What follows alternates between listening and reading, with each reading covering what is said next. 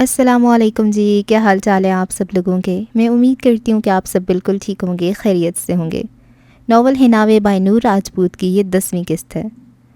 یا اللہ رحم کر میرے بچے کی زندگی بخش دے، اللہ جانے میرے بچے کو کس کی نظر لگ گئی۔ زرمین گل ہسپتال کی راہداری میں رو رو کر امن کے لیے دعائیں کر رہی تھی۔ ان کا ایک بیٹا تھا جو اپنی ساری تکلیفیں خود خریدتا تھا۔ ارحم، مسز ملک، شہباز ملک اور ارباز ملک سبھی ہسپتال میں تھے۔ امن کا خون بہت زیادہ بہہ گیا تھا اور گولی دائیں کندھے میں لگی تھی۔ نظر نہیں لگی اسے، محبت کرنے والوں کی بد دعا لگی ہے۔ جو دوسروں کی محبتیں چھینتے ہیں ان سے محبت خود انتقام لیتی ہے چچی جان۔ ارحم نے ایک گہرا سانس فضا میں خارج کرتے ہوئے کہا تھا۔ اسے اویس اور راحیلہ آج بھی یاد تھے، اسے علیزے کا دکھ بھی بہت تھا۔ امن کی شکست محبت کے ہاتھوں لکھی تھی اور آج وہ یہاں تک بھی محبت کے ہاتھوں ہی پہنچا تھا۔ آخر تم بتاتے کیوں نہیں کہ امن کو گولی کیسے لگی خان، اور تم اس وقت کہاں تھے جب یہ حادثہ ہوا؟ ارباز ملک خان پہ گرج رہا تھا جو سر جھکا کر زبان کو تالا لگائے کھڑا تھا۔ اسے امن نے بے ہوش ہونے سے پہلے ہناوے کا نام لینے سے منع کیا تھا۔ تم سے پوچھ رہا ہوں خان، جواب کیوں نہیں دیتے؟ گونگے ہو گئے ہو کیا؟ اس کی خاموشی ارباز ملک کا پارا مزید ہائی کر رہی تھی۔ ہم کچھ نہیں جانتا بڑے مالک، خان نے نظریں جھکائے جواب دیا تھا۔ اس کے اس جواب پہ ارباز ملک کا ہاتھ اٹھا اور خان کے گال پہ نشان چھوڑ گیا۔ دفع ہو جاؤ یہاں سے منحوس، تم اس لیے امن کے ساتھ رہنے کو کہا تھا کہ تم اس کا خیال بھی نہ رکھ سکو؟ ارباز ملک نے خان کو دھکا دیا تھا جبکہ خان اس سلوک پہ کچھ نہیں بولا تھا۔ بس کر دے چچا جان، آپ جانتے ہیں خان امن کی اجازت کے بغیر کچھ نہیں بولتا۔ اس وقت خان کو برا بھلا کہنے سے کچھ نہیں ہوگا اور آپ لوگ امن کے لیے دعا کریں۔ ارحم نے آگے بڑھ کر ارباز ملک کو سنبھالا اور خان کو وہاں سے جانے کا حکم دیا تھا۔ جو اسپاٹ چہرہ لیے ان سب کی نظروں سے اوجھل ہو گیا تھا۔ امن ملک پہ گولی چلانے کی جرأت آخر کی کس نے؟ شہباز ملک نے اپنے کندھوں پہ بکھری شال جھٹکتے ہوئے غصے سے کہا۔ ٹی وی پر اب ایک نئی خبر چل رہی تھی۔ ہسپتال کے باہر میڈیا والوں کا ہجوم اکٹھا ہو گیا تھا۔ امن ملک کو گولی لگی تھی، لوگ اسے ایس پی خضر حیات کے سر ڈال رہے تھے کہ بدلہ لینے کے لیے اس نے یہ سب کیا تھا، لیکن سچ سے سبھی ناواقف تھے۔ خضر بیٹا، رخسار پھپھو نے اس کے کمرے کے دروازے پہ دستک دی تھی۔ دروازہ کھلا ہوا تھا اور خضر سامنے صوفے پہ آنکھیں موندے لیٹا تھا۔ جی امی جان، ان کے پکارنے پر وہ چونک کر سیدھا ہوا۔ کمرے میں ٹی وی چل رہا تھا ہلکی آواز پر، لیکن خضر سن کب رہا تھا، وہ تو کہیں اور الجھا تھا۔ رخسار پھپھو چلتے ہوئے اس کے قریب آئیں اور پھر صوفے پہ بیٹھ گئیں۔ خضر کے چہرے پر پریشانی واضح تھی، لوگ اس کے بارے میں غلط باتیں کر رہے تھے۔ کچھ دیر پہلے کمشنر کا فون آیا تھا اسے۔ میں نے کہا تھا نا کہ ملک خاندان سے اور خاص طور پر امن ملک سے جتنا ہو سکے دور رہو۔ تمہاری نیک نامی کی کوئی گواہی نہیں دے گا، سب لوگ بس کیچڑ ہی اچھالیں گے۔ اب ایک ہفتہ سکون سے گزارو اور اپنے آپ کو ریلیکس کرو۔ اسے سمجھا بجھا کر فون بند کر چکے تھے جبکہ خضر گہری سوچ کا شکار ہو گیا تھا۔ تم ٹھیک ہو نا؟ رخسار پھپھو نے اپنے وجیح بیٹے کے گال پہ ہاتھ رکھ کر پیار سے پوچھا تھا۔ میں ٹھیک ہوں امی جان، خضر نے ان کا ہاتھ اپنے دونوں ہاتھوں میں تھامتے ہوئے جواب دیا تھا۔ جو ہوتا ہے اچھے کے لیے ہوتا ہے، تم بالکل پریشان مت ہو، رخسار پھپھو نے اسے دلاسا دیا۔ میں اپنے لیے پریشان نہیں ہوں امی، افسوس کہ میں چاہ کر علیزے، اویس یا راحیلہ اور کسی کو بھی انصاف نہیں دلا سکا۔ خضر نے تعصب سے کہا تھا۔ اسے اپنی اتنی پرواہ نہیں تھی، صرف وہ ایک ہفتے کے لیے تو معطل ہوا تھا، لیکن اسے ہناوے کی فکر تھی، جانتا تھا اسے کتنا بڑا دھچکا لگا تھا جو کورٹ میں ہوا تھا اس سے۔ سب ٹھیک ہو جائے گا، تم فریش ہو کر نیچے آ جاؤ، پھر کھانا کھاتے ہیں۔ رخسار پھپھو اس کا کندھا تھپ تھپاتے واپس چلی گئی تھیں جب خضر کی نظر ٹی وی پہ چلتی خبر پہ پڑی۔ امن ملک کو گولی؟ وہ ششتے رہ گیا تھا۔ ہناوے، جانے کیوں خضر کو اس کا خیال آیا تھا۔ وہ بنا کچھ سوچے سمجھے کمرے سے نکلا اور نیچے کی جانب بھاگا تھا۔ وہ ہناوے کے پاگل پن سے واقف تھا، نہ جانے کیوں اس کا دل کہہ رہا تھا کہ اس حادثے کا ہناوے سے کچھ تعلق تو ضرور تھا۔ بہت زیادہ ذہنی دباؤ اور صدمے کے باعث یہ بے ہوش ہو گئی ہیں۔ ہم نے سکون آور انجیکشن لگا دیے، گھبرانے کی ضرورت نہیں، انہیں کچھ دیر ہوش آ جائے گا۔ لیڈی ڈاکٹر نے ہناوے کا معائنہ کرنے کے بعد راہداری میں ٹھنڈ سے کانپتی منال کو خبر دی تھی۔ ڈاکٹر کی بات سن کر منال کے اعصاب ڈھیلے پڑے تھے۔ اس نے ہسپتال آنے کے بعد سب سے پہلے شاویز کو فون کیا تھا جس نے کچھ دیر تک پہنچنے کا کہا تھا۔ اسے رہ رہ کر امن کا خیال آ رہا تھا۔ ایسا پاگل پن، ایسی دیوانگی اس نے کہیں نہیں دیکھی تھی۔ خود تکلیف میں ہو کر بھی وہ ہناوے کو تکلیفیں نہیں دیکھ سکتا تھا، حالانکہ اسے وہ تکلیف بھی ہناوے نے دی تھی۔ دونوں ایک دوسرے کی تکلیف کا باعث تھے۔ ہناوے نے اسے جسمانی طور پر بری طرح سے زخمی کر دیا تھا جبکہ امن نے اسے اندرونی زخم دیے تھے۔ ایک محبت میں پاگل تھا تو دوسرا نفرت میں۔ جانے اس نفرت کی داستان کا کیا انجام ہونے والا تھا۔ تم سے کس نے کہا تھا کہ تم دونوں ڈرائیور کے ساتھ آؤ؟ شاویز منال پہ برس رہا تھا۔ آج کافی عرصے بعد اس نے منال پہ ایسے غصہ کیا تھا۔ منال تو سہم کر پیچھے ہوئی۔ وہ ہناوے، منال نے کچھ کہنا چاہا تھا لیکن شاویز کے تنے نکوش دیکھ کر اس کے الفاظ منہ میں ہی دم توڑ گئے۔ میں خود تمہیں چھوڑ کر آیا تھا نا، تو مجھے کال کر دیتی، میں خود لینے آ جاتا، لیکن اکیلے ڈرائیور کے ساتھ سفر کرنے سے میں نے منع کیا تھا نا، پھر اثر کیوں نہیں ہوتا؟ اس کے لاکھ منع کرنے کے باوجود بھی وہ باز نہیں آتی تھی۔ ڈر سے منال کا وجود لرزنے لگا تھا۔ وہ پہلے ہی گیلے کپڑے ہونے کے باعث ٹھنڈ سے کانپ رہی تھی، اوپر سے شاویز کا غصہ دیکھ کر اس کی جان ہی نکل گئی تھی۔ رحمان نے تم دونوں کو اکیلے آنے کیسے دیا؟ اتنی بڑی غلطی کیسے کر سکتا ہے وہ؟ شاویز کو رہ کر غصہ آ رہا تھا۔ وہ رحمان بھائی گھر نہیں تھے، ناوے کو آنے کی جلدی تھی، اسی لیے۔ منال نے آنکھوں میں آیا آنسوؤں کو پیچھے دھکیلتے ہوئے جواب دیا۔ وہ شاویز کو سب بتا چکی تھی اور شاویز کو ہناوے سے اس پاگل پن کی امید نہیں تھی۔ اگر امن نے ہناوے کے خلاف پولیس کو بیان دے دیا تو؟ سوچ سوچ کر شاویز کا دماغ گھوم رہا تھا۔ پہلے ہی امن کے کیس کو لے کر ان کے خاندان کے خلاف کافی باتیں کی گئی تھیں، وہ مزید نہیں سن سکتا تھا۔ اس سے پہلے شاویز مزید کچھ کہتا، اس کے موبائل پہ بیل ہوئی۔ شاویز نے ایک نظر دیکھا تو خضر کا فون تھا۔ پھر اس نے نم آنکھیں لیے لرزتے وجود کے ساتھ کھڑی منال کو دیکھا، جس کے کپڑے زیادہ نہیں لیکن کچھ حد تک گیلے تھے۔ شاویز نے کال کاٹنے کے بعد ایک گہرا سانس اندر کھینچا اور پھر اپنے کندھوں پہ پڑی شال اتار کر دونوں جانب سے منال کے اوپر اڑائی۔ وہ ہمیشہ اپنے جاگیردارانہ روپ میں ہوتا تھا، کلف لگا سوٹ اور اس پہ کندھوں پہ بکھری شال۔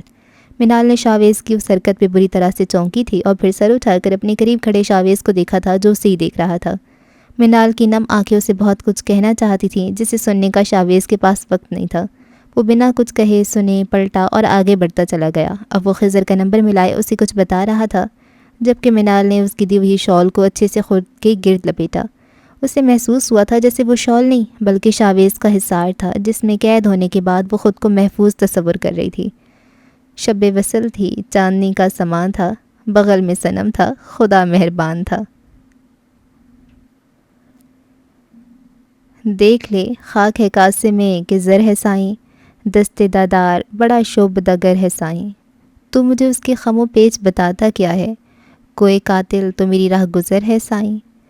یہ جہاں کیا ہے بس ایک صفحہ بے نقش و نگار، اور جو کچھ ہے تیرا حسن نظر ہے سائیں۔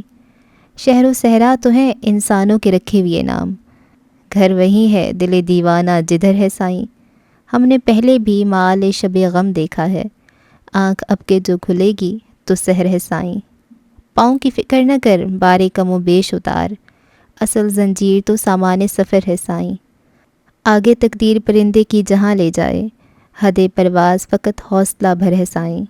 شاعری کون کرامت ہے مگر کیا کیجیے، درد ہے دل میں سو لفظوں میں اثر ہے سائیں۔ عشق میں کہتے ہیں فرہاد نے کاٹا تھا پہاڑ، ہم نے دن کاٹ دیے یہ بھی ہنر ہے سائیں۔ امن کو ہوش آ گیا تھا، اس کے کندھے سے گولی نکال دی گئی تھی۔ سب نے اس سے پوچھنے کی کوشش کی تھی کہ اسے یہ گولی کیسے لگی، لیکن اس نے کوئی جواب نہیں دیا تھا۔ امن میں آخری بار پوچھ رہا ہوں، بتاؤ یہ سب کیسے ہوا، ورنہ میں خود پتہ لگوا لوں گا۔ ارباز ملک نے اسے آخری موقع دیا تھا، جبکہ امن آنکھیں موندے لیٹا رہا۔ اس نے کسی بات کا جواب دینا ضروری نہیں سمجھا تھا۔ ٹھیک ہے میں خود ہی کچھ کرتا ہوں۔ ارباز ملک نے اس کی خاموشی دیکھ غصے سے فون نکالا اور اپنے گارڈ کو بلایا۔ کمرے میں اس وقت امن اور ارباز ملک ہی تھے۔ کچھ دیر بعد گارڈ سر جھکائے کھڑا تھا۔ وہ لڑکی جس نے یہ کیس اوپن کروایا تھا، جو اس پاگل لڑکی کے ساتھ تھی، وہ زندہ نہیں بچنی چاہیے۔ ارباز ملک نے کن اکھیوں سے امن کی طرف دیکھتے ہوئے گارڈ کو حکم دیا تھا۔ ارباز ملک کی بات سن کر امن نے پٹ سے آنکھیں کھولی۔ اس کی آنکھوں سے وحشت اور غصہ چھلک رہا تھا۔ وہ ارباز کو گھور رہا تھا۔ جہاں تک مجھے لگتا ہے یہ کام اسی نے کروایا، اور امن کو گرفتار کروانے میں بھی اس کا ہاتھ تھا۔ بہت بری موت تو اسے۔ خبردار! امن کسی زخمی شیر کی طرح دھاڑا تھا۔ خبردار جو کسی نے ہناوے کی طرف آنکھ اٹھا کر دیکھنے کی ہمت بھی کی تو زندہ جلا دوں گا۔ وہ بری طرح سے چیخا تھا۔ گارڈ ڈر کر پیچھے ہٹا، دونوں کندھوں میں اٹھنے والی تکلیف کو نظر انداز کی وہ اپنے باپ کو گھور رہا تھا۔ اس کی آنکھیں اس قدر لال تھیں جیسے خون ٹپک رہا تھا۔ تم جاؤ بس، اور کچھ نہیں کرنا۔ ارباز ملک نے گارڈ کو حکم دیا، جو سر جھکا کر چلا گیا، جبکہ امن ابھی تک دروازے کو گھور رہا تھا جہاں سے وہ ہٹا کٹا گارڈ گیا تھا۔ تو میرا شک درست نکلا، تم اس لڑکی کی محبت میں گرفتار ہو۔ جانتے ہو وہ کون ہے؟ خاندانی دشمنی ہے ان سے ہماری، اور تم دشمن کی بیٹی کے عشق میں پاگل ہو رہے ہو۔ دماغ خراب ہو گیا تمہارا امن؟ اس بار ارباز ملک کو بھی شدید غصہ آیا تھا۔ ہاں پاگل ہو گیا ہوں میں، اور وہ میرا پاگل پن ہے۔ اب اگر کسی نے اسے نقصان پہنچانے کی کوشش کی تو نقصان کا ذمہ دار وہ خود ہوگا۔ امن پہلے سے زیادہ اونچی آواز میں چلایا تھا اور پھر تکلیف کے باعث دوہرا سا ہو گیا تھا۔ کیا ہو گیا جی، سب ٹھیک تو ہے نا؟ چیخنے چلانے کی آوازیں سن کر زرمین گل بھاگی آئی تھی۔ سنبھالو اپنے اس پاگل بیٹے کو، اپنی اس حالت کا یہ ذمہ دار خود ہے۔ ارباز ملک غصے سے کہتا کمرے سے چلا گیا تھا، جبکہ زرمین گل نے امن کو پکڑ کر سیدھا کیا اور پھر اسے بیڈ پہ لٹا دیا۔ اس کے زخم سے خون رسنے لگا تھا۔ میں ڈاکٹر کو بلاتی ہوں، تم لیٹے رہو۔ زرمین گل نے امن کی پیشانی پہ بوسہ دیا اور تبھی ارحم کمرے میں داخل ہوا۔ امن کی پٹی کو خون میں رسیاں دیکھ کر اسے تکلیف ہوئی تھی، لیکن وہ امن سے سخت ناراض تھا، اس لیے بنا کچھ کہے ڈاکٹر کو بلانے چلا گیا۔ کچھ دیر بعد ڈاکٹر نے سکون آور انجیکشن لگا دیا تھا۔ حناوے کو کسی نے کچھ کہا تو میں اس کی جان لے لوں گا، وہ نیم غنودگی کسی حالت میں بڑبڑا رہا تھا۔ ارحم نے تعصب سے امن کو دیکھا جو اپنی محبت کے ہاتھوں ختم ہو رہا تھا۔ تم پاگل ہو گئی ہو حناوے، تم نے امن ملک پہ گولی چلا دی۔ شاویز بے چینی سے کمرے میں ٹہل رہا تھا، جبکہ حناوے جیسے پتھر کا بت بنے بیٹھی تھی۔ اسے خود یقین نہیں ہو رہا تھا کہ اس نے امن ملک کو گولی ماری تھی۔ امن ملک کو؟ امن کی شرٹ سے ابلتا خون اس کے تصور میں بار بار ابھر رہا تھا۔ اس نے کبھی سوچا نہیں تھا کہ وہ کسی سے اتنی نفرت کرے گی کہ اس کی جان تک لینے کی کوشش کرے گی۔ آنسوؤں کا ایک گولا اس کے گلے میں اٹکا تھا، نہ وہ رو پا رہی تھی اور نہ کسی سے کہہ پا رہی تھی۔ وہ یہاں سے بھاگ جانا چاہتی تھی، کہیں دور جہاں امن ملک کا تصور نہ ہو۔ اگر اس نے بیان دے دیا تو؟ نہیں، وہ ایسا کبھی نہیں کرے گا۔ خضر جو خاموش بیٹھا حناوے کے چہرے کے تاثر جانچ رہا تھا، شاویز کی بات پر اس نے جواب دیا۔ تم یہ کیسے کہہ سکتے ہو؟ شاویز نے ٹھٹک کر خضر کو دیکھا۔ امن ملک کو اچھے سے جانتا ہوں، وہ کبھی حناوے کا نام نہیں آنے دے گا، خضر نے پورے یقین سے کہا۔ اگر ایسا ہو جائے تو اچھا ہے، لیکن ملک خاندان بدلہ لیے بغیر پیچھے ہٹنے والوں میں سے نہیں ہے۔ شاویز کی تسلی نہیں ہوئی۔ بدلہ تو وہ لے گا، اور کوئی نہیں بلکہ امن ملک ہی لے گا، اور بدلے میں وہ… خضر کچھ کہتے کہتے رک گیا۔ حناوے کے سامنے وہ ایسی بات نہیں کرنا چاہتا تھا۔ باہر چلو، تم سے ضروری بات کرنی ہے۔ خضر نے شاویز کو اشارہ کیا اور وہ دونوں حناوے کو خاموش اور ساکت چھوڑ کر کمرے سے باہر نکل گئے۔ ہم ہوئے، تم ہوئے کہ میر ہوئے، اس کی زلفوں کے سب اسیر ہوئے، جن کی خاطر کی استخواں شکنی، سو ہم ان کے نشان تیر ہوئے۔ نہیں آتے کسی کی آنکھوں میں، ہو کہ عشق بہت حقیر ہوئے۔ آگے یہ بے ادائیاں کب تھیں، ان دنوں تم بہت شریر ہوئے۔ 2 دن ہسپتال میں رہنے کے بعد امن گھر آ گیا تھا۔ ملک خاندان کے افراد بہت غصے میں تھے، لیکن امن ملک کافی پرسکون تھا۔ اس کی یہ خاموشی اور اس کا یوں مطمئن اور پرسکون ہونا پورے ملک خاندان کو حیرت میں مبتلا کر گیا تھا۔ وہ امن جسے کوئی آنکھ اٹھا کے بھی دیکھ لے تو وہ آنکھ ہی نکال لیتا تھا۔ آج گولی کھانے کے بعد بھی کتنے مزے میں تھا۔ ارحم نے اس کی خاموشی اور مطمئن ہونے پہ شکر ادا کیا تھا کہ طوفان ٹک کر بیٹھا تھا، جبکہ امن نے گھر آنے کے بعد سب سے پہلا نمبر حناوے کا ملایا تھا۔ وہ اسے سینکڑوں بار بلاک کر چکی تھی اور وہ ہر دفعہ اس کی آواز سننے کے لیے ایک نئے نمبر کے ساتھ موجود ہوتا تھا۔ دوسری بیل جانے پہ فون اٹھا لیا گیا تھا۔ ہیلو، حناوے کی کھوئی کھوئی سی آواز ابھری۔ حناوے، اس نے جذبات سے چور لہجے میں حناوے کو پکارا تھا، جبکہ اس کی آواز سن کر حناوے کو اپنے پورے جسم پہ چیونٹیاں سی رینگتی محسوس ہوئی تھیں۔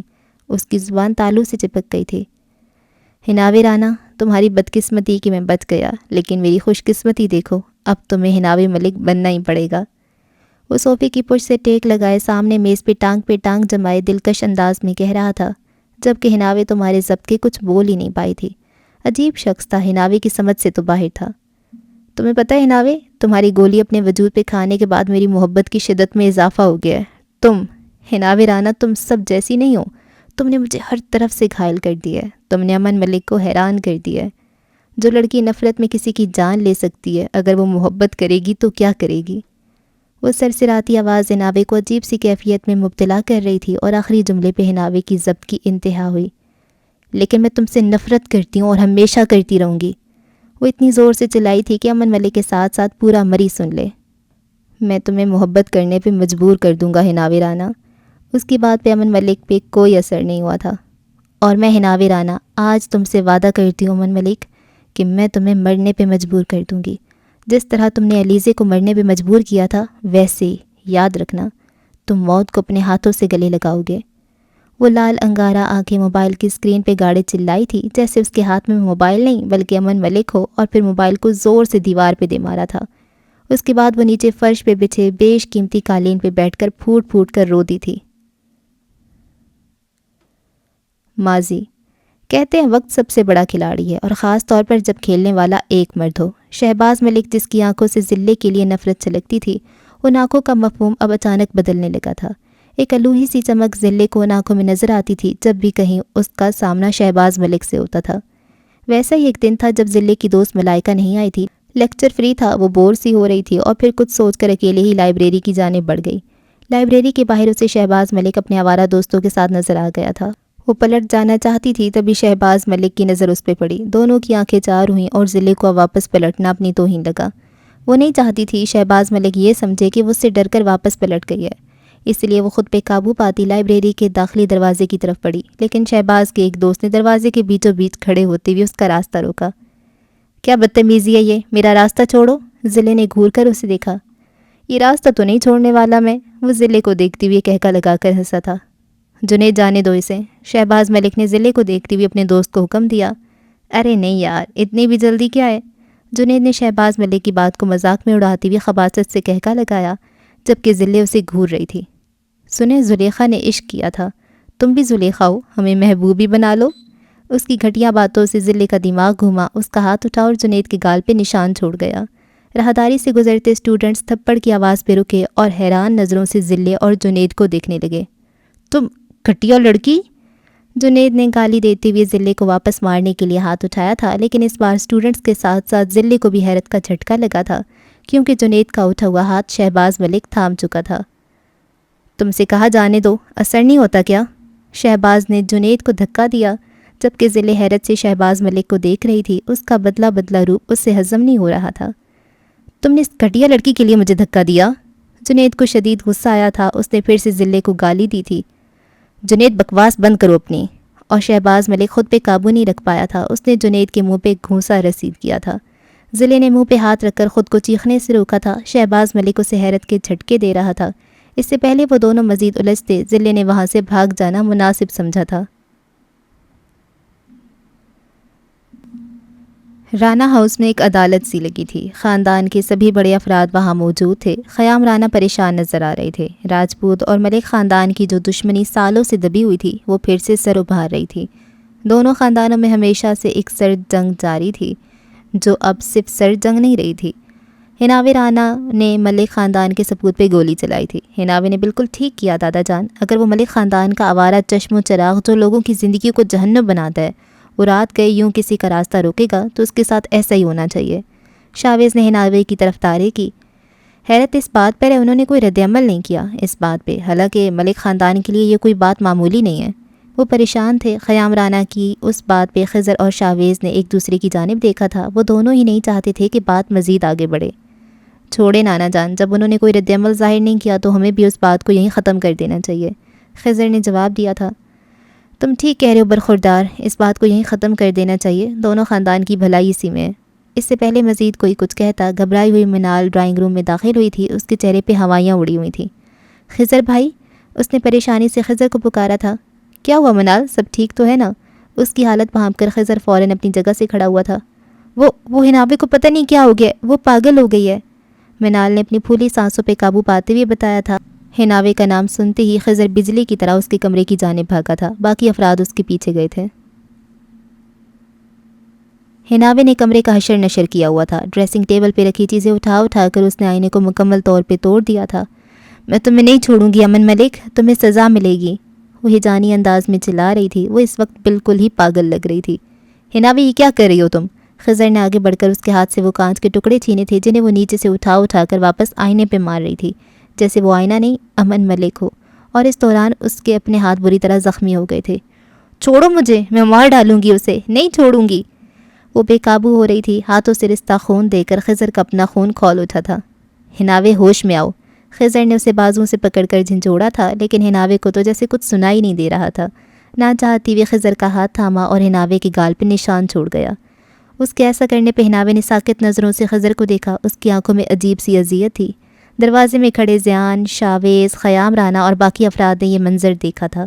ہناوے کی حالت پر سب کو افسوس ہو رہا تھا۔ گھر کے کچھ افراد اس سارے معاملے سے آگاہ تھے، جبکہ باقی ہناوے کی اس حالت اور حرکت پہ حیران تھے۔ خضر، وہ امن ملک۔ ہناوے نے شاید پہلی بار خضر کو اس کے نام سے پکارا تھا۔ وہ ہمیشہ اسے الٹے سیدھے ناموں سے مخاطب کرتی تھی، اور رشوت خور تو اس کا پسندیدہ تھا۔ وہ جیسے بہت کچھ کہنا چاہتی تھی، لیکن اس کی زبان اس کا ساتھ نہیں دے رہی تھی۔ اس نے پہلی بار خضر کو پکارا تھا، یقیناً وہ بہت تکلیف میں تھی۔ اس کے ہاتھ بری طرح سے زخمی تھے، لیکن خضر جانتا تھا وہ اندر سے زیادہ زخمی تھی۔ حناوے رانا اور امن ملک دونوں ہی اپنی اپنی جگہ گھائل تھے، ایک نفرت میں، دوسرا محبت میں، اور دونوں ہی اپنے اپنے معاون جذبوں کے زیر اثر جی نہیں پا رہے تھے۔ امن ملک کو حناوے رانا کی محبت نہیں جینے دے رہی تھی، جبکہ امن ملک کی نفرت نے حناوے کو جینا ہی بھلا دیا تھا۔ کیوں کر رہی ہو حناوے تم اپنے ساتھ یہ سب؟ کیوں دے رہی ہو خود کو اتنی تکلیف؟ میں نہیں دیکھ سکتی تمہیں اس حالت میں، مجھے تو پہلے ہی امن کا دکھ جینے نہیں دیتا۔ حناوے کے زخمی ہاتھ اور اس کی حالت دیکھ کر فاریہ بیگم اس کے سامنے روتی تھیں۔ وہ بھی عورت تھیں اور اس کے ساتھ ساتھ ماں بھی تھیں، اکیلی تھیں، اوپر سے 15 سالہ بیٹے کے غم نے جو کوما میں تھا انہیں توڑ کے رکھ دیا تھا، اور اب حناوے کی حالت انہیں اندر ہی اندر کھائی جا رہی تھی۔ انہیں سمجھ نہیں آ رہا تھا کہ ان کے ہنستے کھیلتے بچوں کو کس کی نظر لگی تھی۔ ماما، جانے کتنے سالوں بعد حناوے نے انہیں اتنے پیار سے پکارا تھا۔ اس کے دونوں ہاتھوں پہ پٹی بندھی تھی۔ خضر کچھ دیر پہلے ہی رانا ہاؤس سے گیا تھا۔ حناوے اب کچھ پرسکون تھی، شاید خود کو جسمانی تکلیف کی اذیت میں مبتلا کر کے وہ اپنی اندرونی تکلیف کی شدت کو کم کرنے میں کامیاب ٹھہری تھی۔ بولو بیٹا، فاریہ بیگم اس کے لہجے پہ نثار ہوتے بولی تھی۔ مجھے یہاں نہیں رہنا، مجھے دور جانا ہے، بہت دور، باہر، دوسرے ملک۔ مجھے پاکستان میں نہیں رہنا، مجھے لا پڑھنے جانا ہے، وکیل بننا ہے، اور پھر امن ملک کے خلاف کیس لڑنا ہے، اسے سزا دلوانی ہے۔ مجھے یہاں سے بھیج دے، دور بھیج دے ماما، مجھے پلیز ماما۔ حناوے اپنے زخمی ہاتھوں سے ان کے دونوں ہاتھوں کو تھام کر التجا کر رہی تھی، جبکہ فاریہ بیگم اس کی بات سن کر ساکت رہ گئی تھی۔ میرے خیال سے حناوے ٹھیک کہہ رہی ہے، کچھ دنوں کے لیے اس کا یہاں سے چلے جانا ہی بہتر ہے۔ اس بار لاؤنج میں نشست لگی تھی، رانا ہاؤس کے مردوں کے ساتھ ساتھ خواتین بھی شامل تھیں۔ فاریہ بیگم نے حناوے کی بات کو شاویز تک پہنچایا تھا، لیکن اس حالت میں ہم اسے اکیلے کہاں بھیجیں گے؟ ماریہ چچی نے فکر مندی سے پوچھا۔ جس طرح سے اس کی ذہنی حالت ہے، اگر وہ یہاں رہی تو مزید بگڑ جائے گی۔ علیزے اور امن کا خیال اسے چین نہیں لینے دے گا۔ اس فیصلے میں شاویز کا ساتھ دوں گا، ہمیں واقعی حناوے کو کچھ دنوں کے لیے منظر سے ہٹانا پڑے گا۔ خضر نے بھی سنجیدہ لہجے میں شاویز کی حمایت کی تھی۔ فاریہ بیٹا، آپ کیا کہتی ہیں؟ حناوے آپ کی بیٹی ہے، ہم سے زیادہ آپ کا حق ہے اس پہ، آپ کا جو فیصلہ ہوگا وہ ہمیں منظور ہوگا۔ سب بات سن کر خیام رانا نے اپنے شہید بیٹے کی بیوی سے سوال کیا تھا۔ فاریہ بیگم انہیں بہت عزیز تھیں، جنہوں نے اپنی ساری عمر اپنے بچوں کے لیے گزار دی تھی۔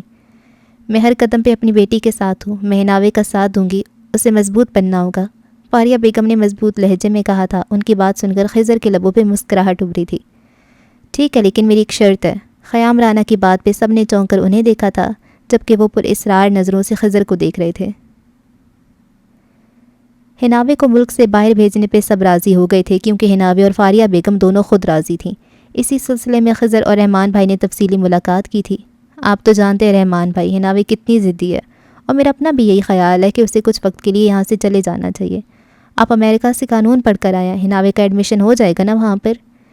ایک ہفتہ لگ جائے گا، لیکن مجھے پوری امید ہے جس یونیورسٹی سے میں نے پڑھا ہے حناوے کا وہیں ایڈمیشن ہو جائے گا، رحمان بھائی نے پورے یقین سے کہا تھا۔ ٹھیک ہے، اس فائل میں اس کے ڈاکومنٹس ہیں، اور میں آپ کو ای میل بھی کر دوں گا، جتنی جلدی ہو سکے آپ یہ کام کریں، خضر سنجیدگی سے کہہ رہا تھا۔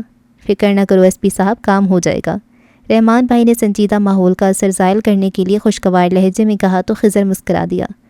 ابھی اسے بہت سے ضروری کام کرنے تھے۔ ٹھیک ہے، پھر شام میں ملتے ہیں۔ گرم جوشی سے گلے ملنے کے بعد خضر رانا ہاؤس سے نکل گیا تھا، جبکہ رحمان بھائی نے حناوے کے کمرے کا رخ کیا تھا۔ وہ اسے بہت کچھ سمجھانا چاہتے تھے۔ ماضی۔ پتہ نہیں کیوں ملائکہ، مجھے شہباز ملک سے عجیب سا خوف آنے لگا ہے۔ پہلے مجھے اسے ڈر نہیں لگتا تھا، لیکن جب سے اس کا رویہ بدلا ہے اور اس نے اپنے دوست کو مارا ہے، میرا دل کسی انہونی کے خوف سے ڈرنے لگا ہے۔ ضلع پریشانی سے کہہ رہی تھی۔ وہ دونوں اس وقت یونیورسٹی کے گراؤنڈ میں بیٹھی تھیں۔ ضلع کسی گہری سوچ میں غرق ہاتھوں سے گھاس نوچ رہی تھی۔ جہاں محبت ہو وہاں ڈر نہیں ہوتا ضلع۔ ملائکہ کی بات پہ ضلع نے چونک کر اسے دیکھا۔ اسے ملائکہ کی بات سمجھ نہیں آئی تھی۔ ہاں ضلع، میں نے شہباز ملک کی آنکھوں میں تمہارے لیے محبت دیکھی ہے۔ وہ شہباز ملک جس کی آنکھوں سے نفرت کے انگارے نکلتے تھے، یہ وہ شہباز ملک تو نہیں ہے۔ یہ تو کوئی اور ہی شہباز ملک ہے جو ضلع رانا کو دیکھ کر نظریں نیچی کر لیتا ہے، جو اس کے لیے اپنے دوستوں سے ٹکرا رہا ہے۔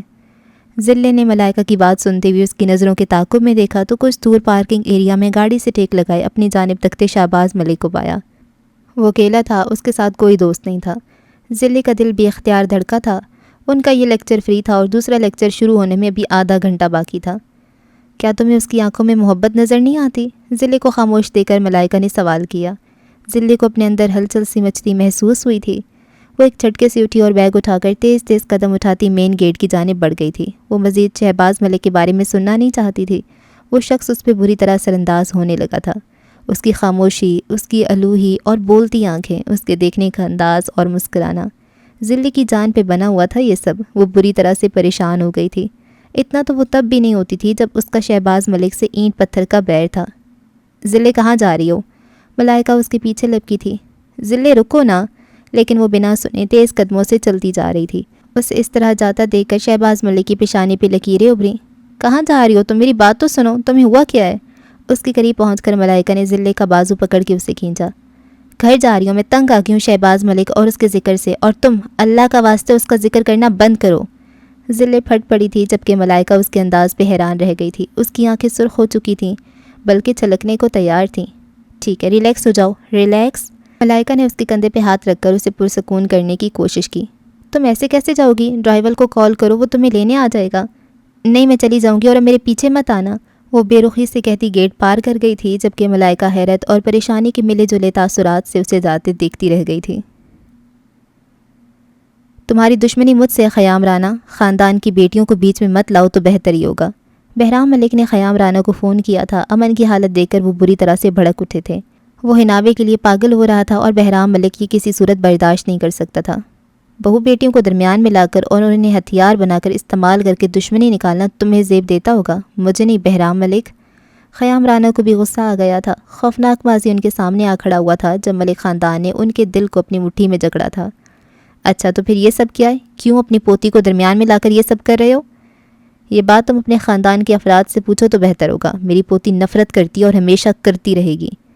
یہی تو چال چلی ہے تم نے، سب سکھایا ہوگا نا اسے کہ کیسے ملک خاندان کے ہونہار سپوت کو پاگل کرنے۔ بہرام ملک کی بات سن کر خیام رانا کے چہرے پہ مسکراہٹ ابھری، تمسخرانہ مسکراہٹ۔ ہونہار؟ واہ! دیکھو خیام، میں تم سے بحث نہیں کرنا چاہتا۔ اتنی بری طرح سے ہار کر بھی تم لوگوں کو سکون نہیں ملا گیا؟ اگر میرے پوتے کو پھر کچھ ہوا نا تو انجام کے ذمہ دار تم خود ہوگے۔ بہرام ملک کی آواز میں بجلیوں کی سی کڑک تھی۔ میں بھی بحث میں پڑنا نہیں چاہتا، اس لیے بتا رہا ہوں کہ ایک ہفتے کے لیے اپنے اس ہونہار پوتے کو کسی طرح قید میں رکھو، پھر سب ٹھیک ہو جائے گا۔ خیام رانا نے ہونہار پہ زور دیا تھا۔ کیا مطلب؟ کیا کہنا چاہتے ہو تم؟ بہرام ملک نے بھویں سکیڑی، اور پھر خیام رانا نے کچھ ضروری باتیں بہرام ملک کے کانوں میں ڈال کر فون بند کر دیا تھا، جبکہ بہرام ملک خیام رانا کی کہی گئی باتوں پہ غور کر رہا تھا۔ وہ اب ایک بہت بڑے عہدے پہ فائز تھا اور نہیں چاہتا تھا کہ امن کی کسی بے وقوفی کی وجہ سے اس کے عہدے کو نقصان پہنچے، کیونکہ مقابل رانا خاندان تھا جو چپ کر کے بیٹھنے والا نہیں تھا۔ پہلے اس کیس کی وجہ سے بہت سی خبریں بنی تھیں اور اب مزید ایسا کچھ نہیں چاہتا تھا وہ۔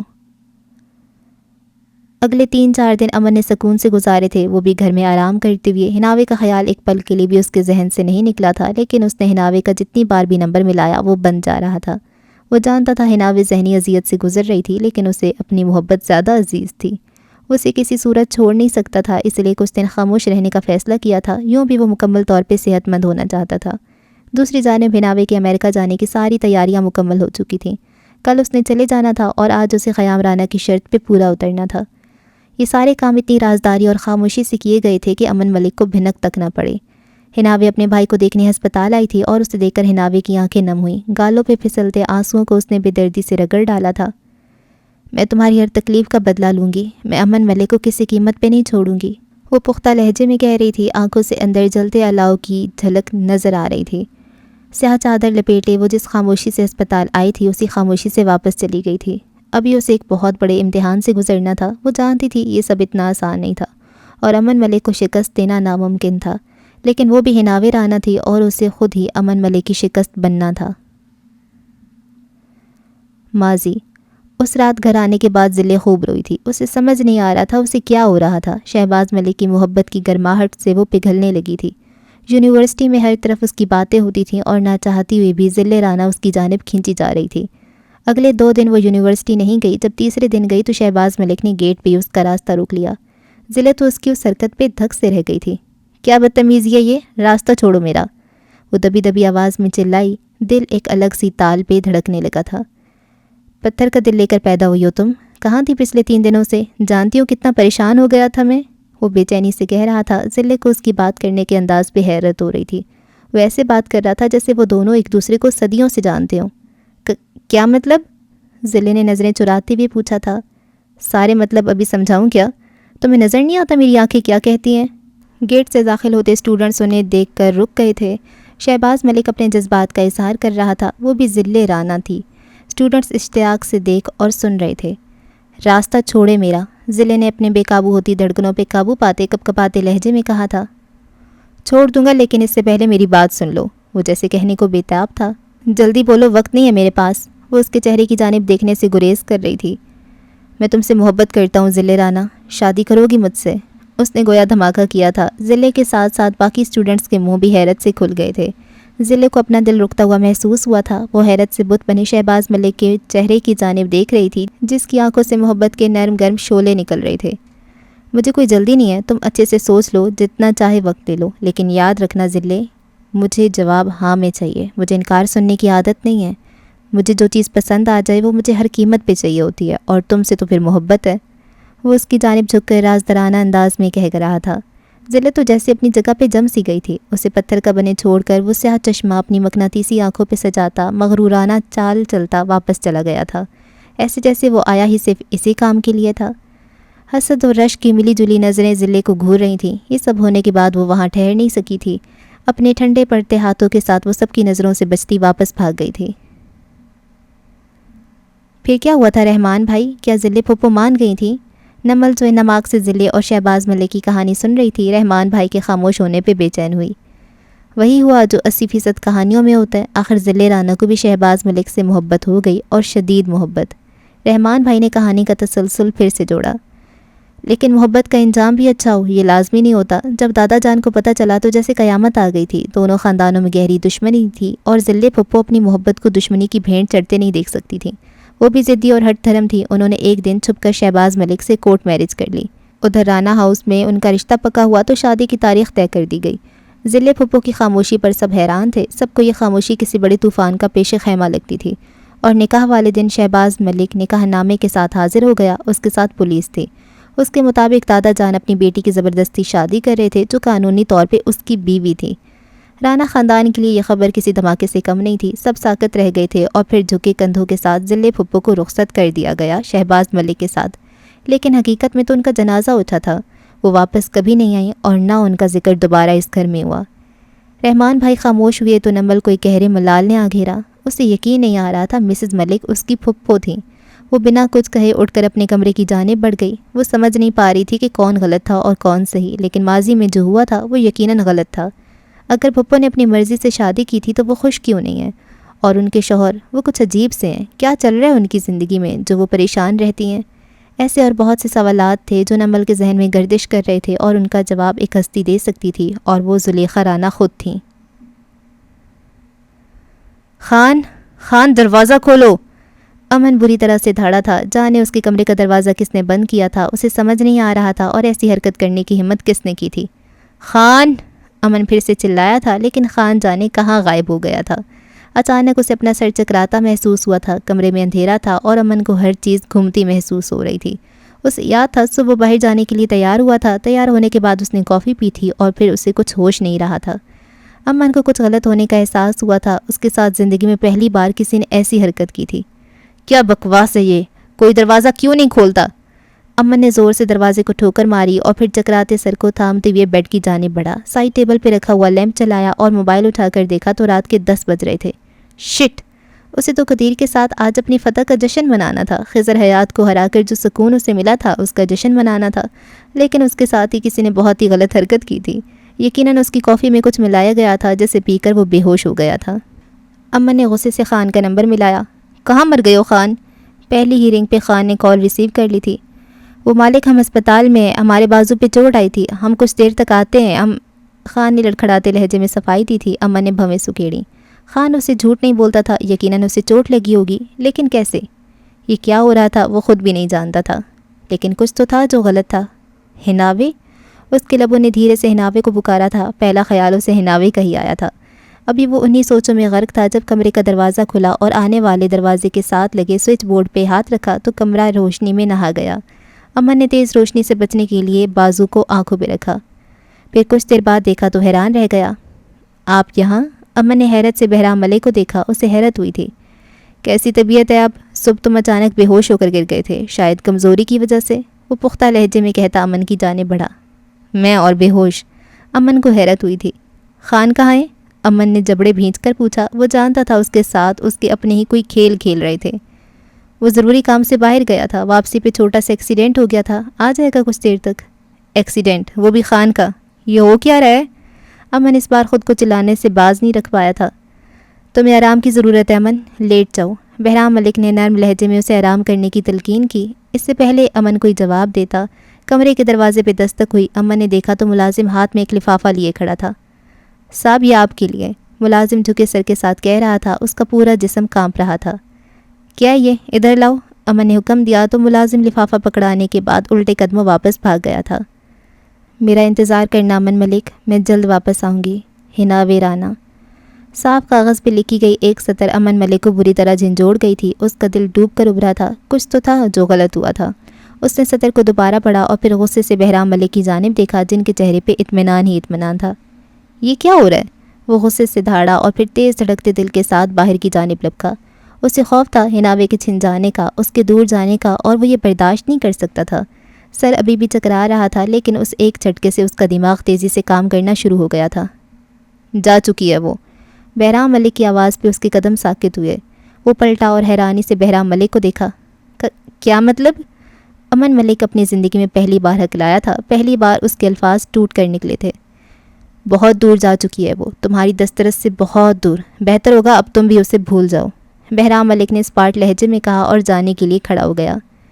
ایسا نہیں ہو سکتا، امن زیر لب بڑبڑایا تھا۔ یہی ہم سب کے لیے بہتر ہوگا کہ تم اس لڑکی کا خیال اپنے ذہن سے نکال دو، اور تمہاری وجہ سے جو ملک خاندان کی بدنامی ہو چکی ہے وہ مزید نہ ہو۔ بہرام ملک نے زندگی میں پہلی بار امن ملک سے سخت لہجے میں بات کی تھی۔ امن نے دوبارہ اس کاغذ کی جانب دیکھا جس پہ لکھی ایک لائن اس کا منہ چڑھا رہی تھی۔ میرا انتظار کرنا امن ملک، میں جلد واپس آؤں گی، ہناوے رانا۔ لیکن وہ ہناوے رانا کا وعدہ تھا، اتنا تو وہ جانتا تھا، وہ اپنا وعدہ نبھانے والی تھی، ہر صورت میں وہ لوٹ کر آنے والی تھی اور اسے ہناوے رانا کا انتظار کرنا تھا۔ امن نے ایک بوجھل سانس فضا میں خارج کیا۔ حالت ایسی تھی کہ دل چاہ رہا تھا پوری دنیا کو آگ لگا دے، اور ہناوے کے الفاظ ایسے تھے کہ وہ قیامت تک اسی جگہ بیٹھ کر اس کا انتظار کر سکتا تھا، اور اسے انتظار کرنا ہی تھا، یہ اس کی قسمت میں لکھ دیا گیا تھا۔ 5 سال بعد۔ تیرے آنے کا دھوکہ سا رہا ہے، دیا سا رات بھر جلتا رہا ہے، عجب ہے رات سے آنکھوں کا عالم، یہ دریا رات بھر چڑھتا رہا ہے۔ سنا ہے رات بھر برسا ہے بادل، مگر وہ شہر جو پیاسا رہا ہے، وہ کوئی دوست تھا اچھے دنوں کا جو پچھلی رات سے یاد آ رہا ہے۔ کسے ڈھونڈو گے ان گلیوں میں ناصر، چلو اب گھر چلیں، دن جا رہا ہے۔ 5 سال گزر گئے تھے، پورے 5 سال۔ ان 5 سالوں سے وہ ہناوے کو ایک پل کے لیے نہیں بھولا تھا۔ وہ خضر حیات جس سے ہناوے رانا سے انتہا کی چڑ تھی، جب وہ گئی تو جیسے مری کی ساری خوبصورتی اپنے ساتھ لے گئی تھی۔ اس کا کام ایسا تھا کہ وہ سارا دن مصروف رہتا ہے، گھر بھی کبھی کبھی آتا تھا، لیکن ہناوے کا خیال ذہن کے کسی گوشے سے چپک کر بیٹھ گیا تھا۔ ان 5 سالوں میں بہت کچھ بدل گیا تھا، اگر نہیں بدلی تھی تو ہناوے رانا کی ضد نہیں بدلی تھی۔ وہ ان 5 سالوں میں کبھی لوٹ کر نہیں آئی تھی، کبھی اس نے خضر کو فون نہیں کیا تھا، اس کا کوئی ذکر نہیں کرتا تھا۔ رخسار پھوپھو بھی خاموش ہو گئی تھی، وہ جو ہر وقت ہناوے کی رٹ لگا کر رکھتی تھی، اب اس کا نام نہیں لیتی تھی۔ اور ناشتے کی میز پر تو کبھی کھانے کے وقت خضر کا دل شدت سے چاہتا تھا وہ ہناوے کا ذکر کریں، وہ کیسی تھی، ٹھیک تھی یا نہیں، خوش تھی یا نہیں، وہ سننا چاہتا تھا لیکن کوئی بتانے والا نہیں تھا۔ رات کے 11:30 کا وقت تھا، ہلکی ہلکی بارش نے مری کو اپنی لپیٹ میں لیا ہوا تھا۔ گیلی پتھریلی سڑک پہ اس کی گاڑی گھر کی جانب رواں تھی۔ آج وہ 2 دن بعد گھر جا رہا تھا اور اس موسم نے اسے ہناوے کی یاد دلائی تھی۔ اکثر جب بارش کا موسم ہوتا تھا تو رانا ہاؤس کی آفتیں حیات ہاؤس میں جمع ہو جاتی تھیں، اور جب وہ گھر جاتا تھا تو کچن میں ایک میلہ لگا ہوتا تھا، اور ان کے شور کی وجہ وہ اکثر چڑ جاتا تھا۔ اور اب تو عرصہ ہی ہو گیا تھا نمل، منال، ہدا، سماب یا ہناوے میں سے کوئی حیات ہاؤس میں نہیں آیا تھا۔ گیٹ کے سامنے پہنچنے پہ اس نے ہارن دیا تو ڈرائیور نے گیٹ کھول دیا۔ گاڑی کو پورچ میں کھڑا کر کے وہ اندر کی جانب بڑھ گیا۔ لاؤنج میں ہی اسے رخسار بیگم مل گئی تھیں۔ السلام علیکم، سوئی نہیں آپ ابھی تک؟ خضر نے نارمل لہجے میں پوچھا۔ ہناوے آ رہی ہیں پرسوں، انہوں نے گویا دھماکہ کیا۔ خضر جو صوفے پہ بیٹھ کر اس کی پشت سے ٹیک لگا چکا تھا اور 2 انگلیوں اور انگوٹھے کی مدد سے پیشانی سہلا رہا تھا، رخسار بیگم کی الفاظ پہ ساکت رہ گیا۔ دل تیزی سے دھڑکنا شروع ہو گیا تھا۔ آج کتنے سالوں بعد اس نے اپنی ماں کی زبان سے ہناوے کا ذکر سنا تھا۔ اچھی بات ہے، وہ فوراً سیدھا ہوا اور نارمل انداز میں کہا۔ جیکٹ اتار کے صوفے پہ رکھی اور گھڑی اتارنے لگ گیا۔ وہ ایسے ظاہر کر رہا تھا جیسے اسے اس بات سے کوئی فرق ہی نہیں پڑتا تھا۔ تمہیں خوشی نہیں ہو رہی؟ رخسار بیگم نے گہری نظروں سے اس کا جائزہ لیتے ہوئے پوچھا۔ اس کا چہرہ سپاٹ تھا، وہ اپنے تاثرات چھپانے میں ماہر تھا۔ خوش تو اسے ہونا چاہیے، قانون کی پڑھائی مکمل کر کے لوٹ رہی ہے، جس مقصد کے لیے گئی تھی وہ مقصد پورا ہو گیا اس کا۔ خضر نے اٹھتے ہوئے جواب دیا، ابھی مقصد پورا نہیں ہوا اس کا، اسے پورا کرنے میں تم اس کا ساتھ دو گے۔ انہوں نے گویا حکم دیا۔ دل تو کرتا ہے اسے کال کوٹڑی میں بند کر دوں، جتنا وہ مجھے تنگ کر چکی ہے اسے سخت سزا ملنی چاہیے۔ وہ بس سوچ کر رہ گیا، کچھ کہہ نہ سکا۔ چائے ملے گی مجھے؟ خضر نے ان کی بات کو نظر انداز کرتے ہوئے سوال کیا۔ میں کھانا لگواتی ہوں، تم فریش ہو کر آ جاؤ۔ نہیں، بھوک نہیں ہے مجھے، بس چائے بھجوا دے میرے کمرے میں۔ وہ کہہ کر رکا نہیں تھا، تیزی سے سیڑھیوں کی جانب بڑھ گیا تھا۔ دل میں جو اتھل پتھل ہو رہی تھی وہ نہیں چاہتا تھا اس کا عکس اس کے چہرے سے جھلکے۔ ہناوے آ رہی ہے پرسوں؟ رخسار بیگم کا جملہ بار بار اس کی سماعت سے ٹکرا رہا تھا، اور جو دل کی کیفیت ہو رہی تھی وہ سمجھنے سے قاصر تھا۔ آ جاؤ ہناوے رانا، اس بار ایس پی خضر حیات رانا تمہیں کڑی سزا دے گا۔ آئینے میں اپنا عکس دیکھتے ہوئے وہ سنجیدہ لہجے میں کہہ رہا تھا۔ یہ الگ بات تھی، اس کے عکس میں ہناوے کی جھلک نظر آ رہی تھی۔ اس کی 2 دن بعد کی ٹکٹ کنفرم ہو گئی تھی، وہ واپس جا رہی تھی۔ ہاں، وہ پاکستان واپس جا رہی تھی۔ ان 5 سالوں میں کتنا کچھ بدل گیا تھا، وہ خود سر تا پیر بدل گئی تھی، لیکن وہ آج بھی امن ملک سے اتنی ہی نفرت کرتی تھی جتنی 5 سال پہلے، بلکہ وقت کے ساتھ ساتھ اس کی نفرت میں مزید اضافہ ہوا تھا۔ اس نے امن ملک کی ایک ایک دن کی رپورٹ رکھی تھی، ایک دن ایسا نہیں تھا جب وہ اسے بھولی ہو۔ اب وہ ایک مشہور ماڈل تھا، اس کی وجاہت میں وقت کے ساتھ ساتھ اضافہ ہوا تھا، اس کے غرور اور طاقت کا نشہ بھی بڑھ گیا تھا۔ وقت گزر گیا لیکن وہ ٹھہر گئی، وہ تب تک آگے نہیں بڑھ سکتی تھی جب تک امن ملک سے بدلہ نہ لے لیتی۔ وہ تیز رفتاری سے بھاگ رہی تھی، جاگنگ ٹریک پہ ٹراؤزر شرٹ میں ملبوس وہ جاگنگ کرنے آتی تھی، لیکن امن ملک کا خیال اسے تیز بھاگنے پہ مجبور کر دیتا تھا۔ پچھلے 5 سالوں سے اس کی یہی روٹین تھی، صبح اٹھ کر وہ یہاں آتی تھی۔ پہلے دن وہ 1 کلومیٹر بھاگی تھی، پھر اس کی رفتار بڑھتی گئی اور سفر لمبا ہوتا گیا۔ اب روزانہ وہ 8 کلومیٹر سے 10 کلومیٹر بھاگتی تھی۔ اس نے اپنے آپ کو مضبوط بنا لیا تھا، ذہنی اور جسمانی دونوں طرح سے۔ وہ اپنے آپ کو اس مقام پہ لے آئی تھی جہاں وہ اکیلے ہر طرح سے امن ملک کا مقابلہ کر سکتی تھی۔ گراؤنڈ کے گرد یہ اس کا 5واں چکر تھا جب جیک نے تنگ آ کر اپنے پاس بیٹھی سارہ سے کہا، یہ تمہاری دوست تکتی نہیں ہے کیا؟ اسے دیکھ کر بالکل نہیں لگتا یہ ایک مشرقی لڑکی ہے۔ وہ بری طرح جھنجھلایا ہوا تھا۔ وہ جیسے بھی ہے تم اپنے دل سے اس کا خیال نکال دو، سمجھ آئی؟ سارہ نے ناک سے مکھی اڑائی۔ تم جانتی ہو میں اسے پسند کرتا ہوں، اور تم اس کے پنچ کی مارو۔ وہ بے دھڑک جواب دے رہی تھی۔ آخر ایسا بھی کیا مسئلہ ہے اس کے ساتھ جو وہ خود پہ اتنا ظلم کرتی ہے؟ تم اس کی کہانی سننا چاہتے ہو؟ سارہ نے سوالیہ نظروں سے اسے دیکھا۔ ہاں، جیک نے اس بات میں سر ہلایا اور سارہ نے بولنا شروع کیا۔ وہ ہناوے کے متعلق کافی کچھ جان گئی تھی، اور اب جب کہ وہ واپس جا رہی تھی وہ جیک کو بتانا چاہتی تھی کہ وہ یہاں کیوں آئی تھی۔ تقریباً 1 گھنٹے بعد جب ہناوے انہیں اپنی طرف آتی دکھائی دی تو جیک کی نظروں میں اس کے لیے عزت تھی، وہ متاثر نظر آ رہا تھا۔ تو وہ واپس جا رہی ہے؟ جیک کی نظریں ابھی بھی ہناوے پہ جمی تھیں۔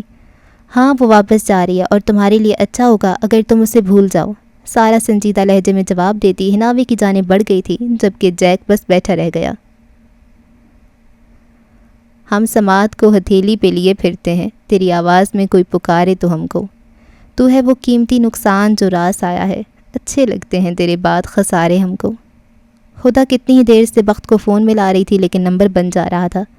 کتنے ظالم ہیں آپ بخت۔ اس کی آنکھیں نم ہوئیں، وہ بالکنی میں کھڑی تھی اور کچھ دیر پہلے اس نے خضر کو آتے دیکھا تھا۔ 5 سالوں میں کتنا کچھ بدل گیا تھا، ہر انسان وہ نہیں رہا تھا جیسے پہلے تھا۔ رانا ہاؤس جیسی ہوا کرتا تھا اب ویسا نہیں رہا تھا، اس کی ساری رونقیں، سارے کہکہے سب ختم ہو چکے تھے۔ وہ بھی تو بدل گئی تھی لیکن اس نے دیر کر دی تھی، اب تو بخت بھی وہ بخت نہیں رہا تھا جو اس سے محبت کرتا تھا۔ وہ روزانہ اسے فون کرتی تھی لیکن کبھی اس کا نمبر بند ملتا تو کبھی وہ کال نہیں اٹھاتا تھا۔ ٹھنڈی ہوائیں اس کی ہڈیوں میں گھسی جا رہی تھیں لیکن وہ ظالم فون ہی نہیں اٹھا رہا تھا۔ ہدا، کسی نے اسے پکارا تھا۔ ہدا نے جلدی سے نم آنکھوں کو صاف کیا اور گہری سانس لیتی کمرے میں چلی گئی۔ جی چچی جان، ہدا نے فاریہ بیگم کو دیکھتے ہوئے کہا، وہ نظریں چرا رہی تھی۔ تمہاری طبیعت تو ٹھیک ہے نا؟ وہ پریشانی سے پوچھ رہی تھیں۔ جی چچی جان، میں بالکل ٹھیک ہوں۔ ہدا زبردستی مسکرائی تھی۔ تو پھر بالکنی میں کیوں کھڑی تھی؟ تمہیں پتہ ہے نا موسم بدل رہا ہے، سردیوں کا آغاز ہے، اور آج تو ویسے بھی بارش ہو رہی ہے، اگر ٹھنڈ لگ جاتی تو؟ وہ فکر مندی سے کہہ رہی تھی۔ ان کے نرم لہجے پہ ہدا کو مزید رونا آیا تھا، اور ایک چچی جان کا بیٹا تھا ظالم، جسے کوئی فرق ہی نہیں پڑتا تھا۔ جی میں آئندہ خیال رکھوں گی، وہ بس اتنا ہی کہہ پائی تھی۔ ادھر آؤ میرے پاس۔ فاریہ بیگم نے اسے اپنے پاس بلایا تھا۔ ہدا چھوٹے چھوٹے قدم اٹھاتی ان کی جانب بڑھی۔ یہاں بیٹھ جاؤ۔ فاریہ بیگم نے اسے کندھوں سے پکڑ کر بیڈ پہ بٹھایا اور خود اس کے پاس ہی بیٹھ گئیں۔ ہدا ابھی تک سر جھکائی ہوئی تھی، وہ نہیں چاہتی تھی کہ اس کی نم آنکھوں کو فاریہ بیگم دیکھیں اور پریشان ہوں۔ بخت نے کچھ کہا؟ انہوں نے سوال کیا۔ نہیں، ہدا نے گردن جھکائی ایک لفظی جواب دیا۔ بات ہوئی اس سے؟ وہ اب جانچتی نگاہوں سے ہدا کو دیکھتے ہوئے پوچھ رہی تھیں۔ انہیں فون کر رہی تھی لیکن نمبر بن جا رہا ہے، شاید نیٹ ورک کا مسئلہ ہے یا پھر بیٹری نہیں ہوگی۔ ہدا نے خود سے ہی وقت کی صفائی پیش کی۔ ہدا کی بات سن کر فاریہ بیگم کے دل کو ملال نے آ گھیرا۔ گھنٹہ پہلے ان کی بخت سے بات ہوئی تھی، وہ بالکل ٹھیک تھا اور بات بھی کی تھی۔ وہ جانتی تھیں بخت جان بوجھ کر ہدا سے بات نہیں کرتا تھا۔ اب جب میری بات ہوگی اس سے، میں اس کی طبیعت صاف کروں گی۔ میری بہو کو تنگ کرتا ہے، اس کے کان کھینچنے والے ہو گئے ہیں۔ تم آرام کرو اب اور اپنا خیال رکھا کرو۔ فاریہ بیگم نے اسے اپنے ساتھ لگاتے ہوئے ہلکے پھلکے انداز میں کہا تھا، جب ان کی باتیں سن کر ہدا کا دل مزید بھر آیا تھا۔ ٹھیک ہے۔ وہ فاریہ بیگم کے پیار کرنے پہ پھیکی سی ہنسی ہنستی۔ خوش رہو۔ وہ اسے ڈھیروں دعائیں دے کر جا چکی تھیں، جبکہ ہدا کے دل کو ایک بار پھر اداسی نے آ گھیرا تھا۔ اس نے دیوار پہ لگی بخت کی تصویر کو دیکھا تھا۔ آرمی کی وردی میں وہ کتنا شاندار لگ رہا تھا، یہ ہدا کو اب محسوس ہونے لگا تھا۔ اور کتنی سزا دو گے مجھے، بس کر جاؤ۔ وہ اس کی تصویر سے شکوہ کرتے رو دی تھی۔ جیسے ہی جہاز نے اسلام آباد ایئرپورٹ پہ لینڈ کیا تھا، ہناوے کا دل تیزی سے دھڑکا تھا۔ کچھ دیر بعد وہ اپنے سامان سمیت باہر آئی تھی۔ آنکھوں پہ کالا چشمہ لگائے وہ ڈرائیور کو تلاش رہی تھی۔ نیلی رنگ کی جینس پہ اس نے کرتا پہنا تھا، دوپٹے کو اسکارف کے انداز میں سر پہ جمایا ہوا تھا اور اونچی پونی ٹیل کی ہوئی تھی۔ یہ ہناوے اس ہناوے سے بہت مختلف تھی جو 5 سال پہلے امریکہ گئی تھی۔ وہ ڈری سہمی روتی ہوئی لڑکی جو خود سے کتنی جنگیں لڑ کر اپنے پیاروں کو چھوڑ کر گئی تھی، جب واپس آئی تو انتہائی مضبوط ہو چکی تھی۔ کچھ دیر بعد اسے رحمان بھائی ڈرائیور کے ساتھ اپنی جانب آتے دکھائی دیے تھے۔ ہناوے نے بھی ان کی جانب قدم بڑھائے۔ السلام علیکم، وہ بولی تو لہجہ مضبوط تھا۔ وعلیکم السلام، خوش آمدید خوش آمدید۔ رحمان بھائی نے چاہت سے اس کے سر پہ ہاتھ رکھا تھا۔ حال احوال پوچھنے کے بعد رحمان بھائی نے اسے گاڑی میں بیٹھنے کا کہا۔ رحمان بھائی مجھے پہلے ہاسپٹل جانا ہے، امن کو دیکھنے۔ ٹھیک ہے چلتے ہیں، ڈرائیور گاڑی کا رخ ہسپتال کی جانب موڑ لو۔ رحمان بھائی کو اسے دیکھ کر صحیح معنوں میں خوشی ہوئی تھی۔ گھر میں سب کیسے ہیں؟ وہ اب سب کے بارے میں پوچھ رہی تھی اور رحمان بھائی اسے جواب دے رہے تھے۔ کچھ دیر بعد وہ ہسپتال پہنچ گئے تھے جہاں امن کو رکھا گیا تھا۔ یہ رانا خاندان کا اثر و رسوخ ہی تھا کہ شاید امن شہر کے سب سے اچھے ہسپتال میں ابھی تک داخل تھا۔ وہ کوما میں تھا لیکن ہمہ وقت قابل ڈاکٹرز اور نرسیں اس کا خیال رکھتی تھیں۔ روزانہ اس کے پاس رانا خاندان میں سے کوئی نہ کوئی فرد رات گزارتا تھا۔ اتنے سال گزرنے کے بعد بھی کوئی اسے اکتایا نہیں تھا۔ اسے دیکھ کر ہناوے کا دل جیسے کٹنے لگا تھا۔ اگر آج وہ صحت مند ہوتا تو جوان ہو چکا ہوتا۔ دیکھتے ہی دیکھتے ہناوے کی آنکھیں نم ہونے لگیں۔ اس نے فٹافٹ جو چشمہ آنکھوں سے اتارا تھا، کچھ دیر کے لیے وہ دوبارہ لگا لیا اور اس کی پیشانی پہ پیار کرتی کمرے سے باہر نکل آئی تھی۔ دل تو کر رہا تھا پھر سے چیخیں مار کر روئی، لیکن وہ ان 5 سالوں میں جتنا روئی تھی اتنا ہی خود کو مضبوط بھی کیا تھا۔ اپنے غم پہ اب وہ جلدی قابو پا لیتی تھی۔ آدھے گھنٹے بعد وہ رحمان بھائی کے ساتھ ان کے گھر میں موجود تھی۔ سب سے ملنے کے بعد وہ اپنے کمرے میں آئی اور سب سے پہلا فون امن ملک کو کیا تھا۔ اس کے اندر الاؤ سا دہک رہا تھا اور اب وہ وقت آ گیا تھا جب اس آگ میں امن ملک کو جلنا تھا۔ اب اس کے جل کر خاک ہونے کی باری تھی۔ ہناوے کے لوٹ آنے کی خبر امن کو خان نے دی تھی۔ یہ خبر سن کر اس کا دل تو جیسے دھڑکنا ہی بھول گیا تھا۔ اب وہ بے طرح سے ہناوے کے فون کا انتظار کر رہا تھا۔ وہ جانتا تھا وہ خود اس سے رابطہ کرے گی۔ وہ اسے انتظار کرنے کا کہہ کر گئی تھی۔ اس کا یقین درست تھا۔ 1 گھنٹے بعد اس کے موبائل پہ بیل ہوئی۔ سامنے میز پہ رکھا موبائل اس نے اٹھایا اور بنا نمبر دیکھے کال ریسیو کر کے اسے کان سے لگایا۔ چہرے پہ دل فریب سی مسکراہٹ ابھری۔ کیسی ہو جان؟ محبت بھرے لہجے میں اس نے پوچھا۔ دوسری طرف گہری خاموشی چھائی تھی۔ پچھلے 5.5 سالوں میں نے ایک بار بھی نمبر نہیں بدلا، ایک پل کے لیے نمبر بند نہیں ہونے دیا۔ مجھے یقین تھا تم مجھے فون ضرور کرو گی۔ میں نے ہر ایک پل دعا کی ہے تم زندہ رہو، جب تک میں چاہوں تب تک۔ میں نے دعا کی تھی کہ تمہیں کچھ نہ ہو مسٹر ملک۔ نفرت سے بھری آواز ابھری، مگر اسے آج بھی اس کی آواز میں وہی سحر محسوس ہوا تھا۔ ایک سکون اندر اتر گیا تھا۔ تمہاری نفرت میرے عشق سے جیت نہیں سکتی۔ میں بس تمہارا انتظار کر رہا تھا۔ میں جانتا تھا تم لوٹ آؤ گی۔ میں بہت خوش ہوں۔ میرا نام مت لینا اپنی زبان سے، کوشش بھی مت کرنا۔ وہ دھاڑی ہاں ہاں ہاں دل پہ چھپا ہے، کیسے مٹاؤ گی؟ اس کی بات سے محظوظ ہوا تھا۔ کچھ دیر تک خاموشی چھائی رہی اور پھر کال ڈراپ کر دی گئی۔ وہ مسکرا کر فون کو دیکھتا رہا اور پھر اس نام کو جو اسکرین پہ چمک رہا تھا۔ کتنا دلکش و دل فریب احساس تھا اس کے لوٹ آنے کا۔ فاصلے جیسے پل بھر میں سمٹ گئے تھے۔ مہک اٹھائے آنگن اس خبر سے، وہ خوشبو لوٹ آئی ہے سفر سے۔ جدائی نے اسے دیکھا سرے بام، دریچے پہ شفق کے رنگ برسے۔ میں اس دیوار پہ چڑھ تو گیا تھا، اتارے کون اب دیوار پر سے۔ گلا ہے ایک گلی سے شہر دل کی، میں لڑتا پھر رہا ہوں شہر بھر سے۔ اسے دیکھے زمانے بھر کا یہ چاند، ہماری چاندنی سائے کو ترسے۔ میری مانند گزرا کر میری جان، کبھی تو خود بھی اپنی رہ گزر سے۔ اب وہ اسے جلد دیکھنے والا تھا۔ اسی احساس نے امن ملک کے رگوں پہ میں ایک عجیب سی چاشنی بھر دی تھی۔ برسوں کا انتظار آخرکار ختم ہوا تھا، لیکن وہ نہیں جانتا تھا کہ کچھ لوگوں کی قسمت میں سمندر کو پا کر بھی پیاسا رہنا ہی لکھا ہوتا ہے۔ میں مرنا نہیں چاہتی، لیکن میں جینے کے قابل نہیں ہوں۔ میں نے سب کچھ خاک میں ملا دیا اور میری محبت نے مجھے راکھ بنا کر اڑا دیا۔ اپنے خاندان کے نام پہ کالک ملنے سے بہتر ہے میں مر جاؤں، اور میری موت کا ذمہ دار وہ ایک شخص، بس وہ ایک شخص جس نے محبت کے نام پہ دھوکہ دیا۔ خدا اس سے میرے ہر درد کا بدلہ لے اور مجھے معاف کر دے، آمین۔ لمبے گھنے بال پشت پہ بکھرے تھے۔ وہ کمرے کی کھڑکی میں کھڑی باہر خالی آسمان کو تک رہی تھی جس پہ شفق کی لالی پھیلی تھی۔ سورج مشرق سے مغرب تک کا سفر طے کر کے اب ڈوبنے کو تیار تھا۔ آسمان کو تکتے اس کی آنکھوں میں عجیب سا تاثر ابھرا تھا جب خالی آسمان پر یہ الفاظ لکھے نظر آنے لگے تھے، اور دیکھتے ہی دیکھتے اس کی آنکھیں جلنے لگیں۔ یہ الفاظ اس کا پیچھا نہیں چھوڑتے تھے، اور اب وہ لوٹ آئی تھی ہر حساب برابر کرنے، سارے بدلے لینے۔ ہناوے؟ نسوانی آواز پہ وہ چونکی تھی۔ ہاتھ بڑھا کر فٹافٹ نم آنکھوں کو صاف کیا اور پلٹ کر دیکھا۔ ثنا بھابی کمرے کے دروازے میں کھڑی تھیں۔ جی بھابی، متوازن آواز میں کہا گیا تھا، لیکن اس کا نم لہجہ ثنا بھابی کو اس کے رونے کی جھلک دکھلا گیا تھا۔ تم ٹھیک تو ہو نا؟ وہ فکر مندی سے پوچھ رہی تھیں۔ جی میں ٹھیک ہوں، وہ زبردستی مسکرائی۔ آ جاؤ پھر، کھانا تیار ہے، تمہارے بھائی تمہارا انتظار کر رہے ہیں، ثنا بھابی نے مسکرا کر کہا تھا۔ وہ غور سے ہناوے کو دیکھ رہی تھی۔ وہ گزرے کچھ سالوں میں بہت بدل گئی تھی۔ بال لمبے ہو گئے تھے پہلے سے بھی، حسن مزید نکھر گیا تھا، سوگوار حسن، لیکن اس کے چہرے کی رونق اور ہنسی کہیں کھو گئی تھی۔ جی آپ چلیں، بس میں آتی ہوں، ہناوے نے مسکرا کر کہا تو ثنا بھابی بھی اس بات میں سر ہلا کر چلی گئیں۔ ہناوے نے ہاتھ میں تھامے موبائل کو دیکھا تھا۔ اسکرین پہ اس شخص کا نمبر تھا جسے اس نے کچھ دیر پہلے کال کی تھی۔ میں تمہیں بخشنے والی نہیں امن ملک، یاد رکھنا۔ اس کا حوصلہ چٹان کی مانند پختہ و بلند تھا، اور آنکھوں سے اب چنگاریاں نکل رہی تھیں، کبھی سراسر مہر، کبھی قہر ہی قہر۔ میں لڑکی کے روپ میں کچھ امرت ہوں اور کچھ زہر۔ وہ قہر ہی تو بن کر لوٹی تھی، وہ زہر جو اپنے اندر برسوں سے لیے پھر رہی تھی، جو اسے نہ جینے دیتا تھا اور نہ مرنے۔ وہ زہر اب امن ملک کی رگوں میں اتارنے آئی تھی۔ وہ فریش ہونے کے بعد نیچے آئی تو کھانے کی میز پہ سب اس کا انتظار کر رہے تھے۔ رحمان بھائی کے گھر میں زیادہ افراد نہیں تھے، لیکن اب اضافہ ہو گیا تھا۔ رحمان بھائی، ثنا بھابی، ماریا چچی اور منال۔ ہاں، منال جو اس پارٹ سے تاثرات لیے بیٹھی تھی، ہناوے سے وہ خوش دلی سے ملی تھی اور ملتے وقت روتی تھی۔ ہناوے کو اسے سنبھالنا مشکل ہو گیا تھا۔ یہ یقین کرنا کہ منال آج بھی ویسے ہی نرم مزاج اور نازک سی تھی تھوڑا مشکل تھا، لیکن وہ ویسی ہی تھی۔ اس کی آنکھوں کے پپوٹے ابھی تک سوجے ہوئے تھے۔ ہناوے کو محسوس ہو رہا تھا جیسے وہ کافی دیر تک روتی رہی تھی۔ کیا ہوا منال، تم ٹھیک ہو؟